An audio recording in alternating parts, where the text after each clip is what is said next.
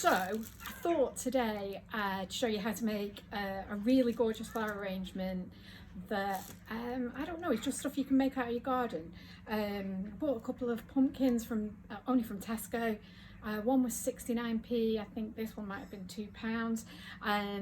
They weren't particularly expensive, and I was just looking for one that I like the colour of.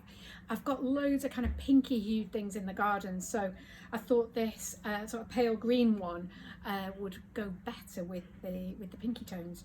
I've given it a little bit of a spritz with some rose gold spray paint that we had in our garage, and it was just really to kind of hide some of the flaws and dents and whatnot that are in it.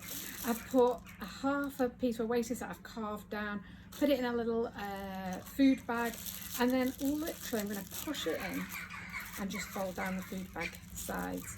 Now this will gather water as I'm putting flowers in. The water will remain in the bag, and also it won't be contaminated by the inner workings of the pumpkin, because of course that stuff will deteriorate over time, so we don't want the water to be filled with bacteria and kill the flowers. So literally it is essential to put a lining in. Don't think you could just stick it in without. I've put a little garden cane into the top of my pumpkin, and I'm going to push that in and just sit it on top at a quirky angle, and then I'm going to get a few bits and pieces from my box here.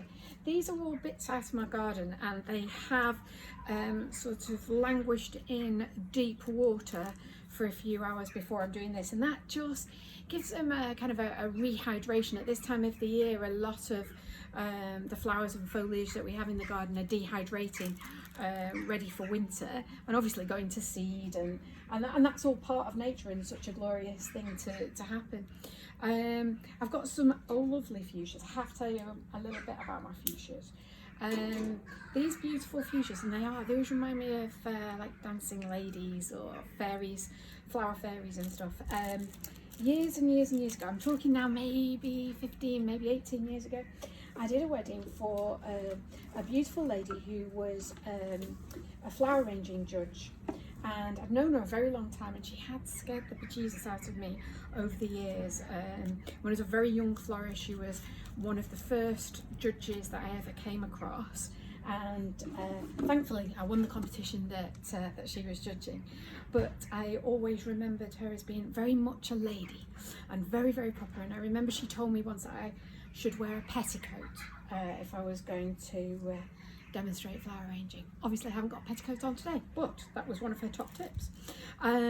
So anyway, she came to me for her wedding flowers. She was a little bit of an older lady, and she was marrying a gentleman who always was referred to as the Major. She was called Cicely, and the Major, very, very proper gentleman with the big sideburns and all of that, everything that you would imagine a major to have. And she told me that she wanted to have a beautiful wedding bouquet made entirely out of fuchsia. And at that point in my life, and still, to be fair, to be honest, never ever have I ever made a wedding bouquet entirely out of fuchsia. So I wasn't sure of its longevity. I wasn't sure if it would survive, or would it just throw its little flowers off and never be anything more.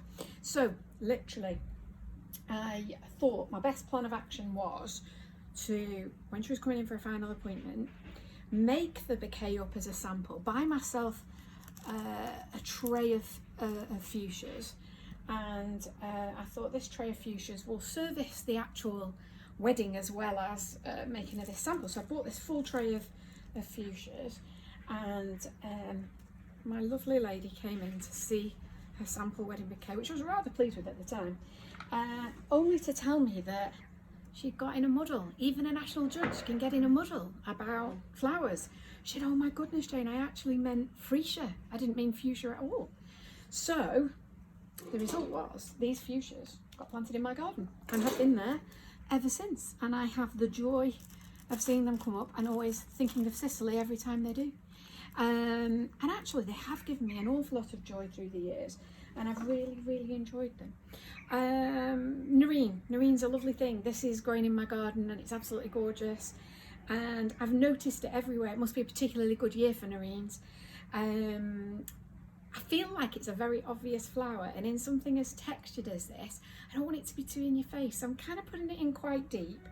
Also, I'm arranging it in a way that the flower stem is not actually going into the oasis. This flower stem is just going into the plastic food bag, and it'll drink water better that way. So when I'm putting it in, I'm kind of arranging it that way that it's going into the food bag as opposed to into the oasis.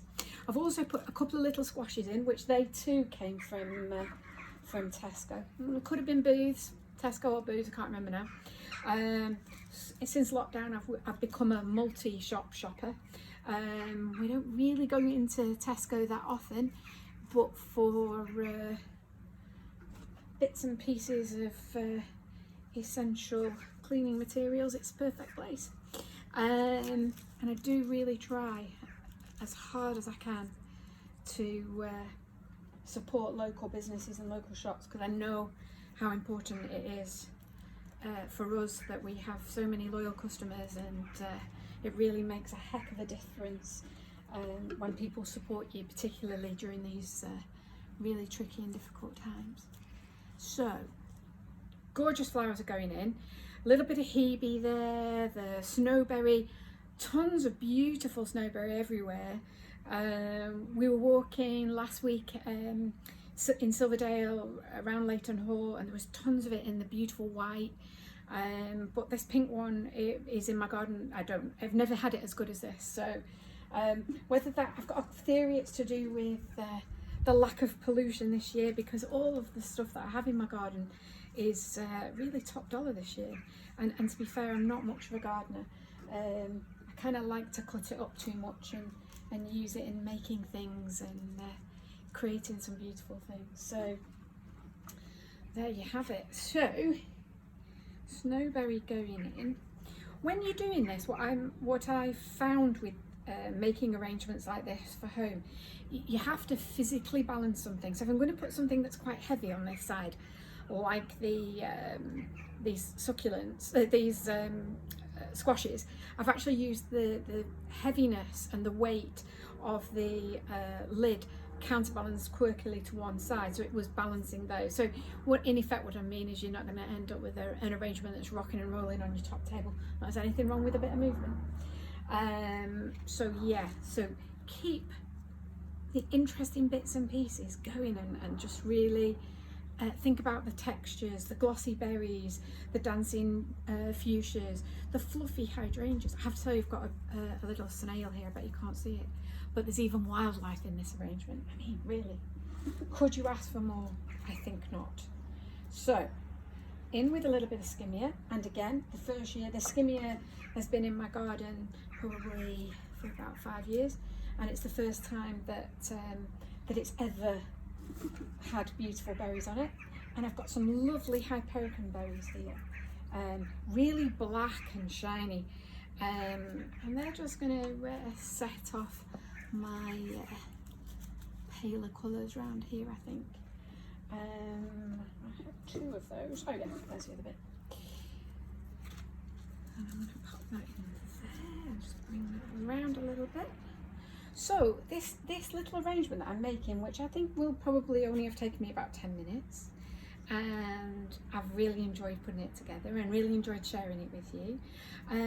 But flower arranging and making things, it's kind of like a gift that keeps on giving, because I really enjoyed doing this and having a few minutes to myself and showing you guys. But more importantly, I'm going to give this to somebody. I'm going to give this to a friend of mine who I know will absolutely love it, and she will love it all the more for knowing that I made it with love, I made it with affection, but I made it without spending any pennies on it, really. So a gift from the heart, but that really has probably cost me about £2.50 or something to make, and what a lot of joy and a lot of pleasure that gives. So I shall take it around to her house and leave it on her front door so that she can get the full pleasure and enjoyment from it. And I hope you enjoyed watching me make it. Thank you.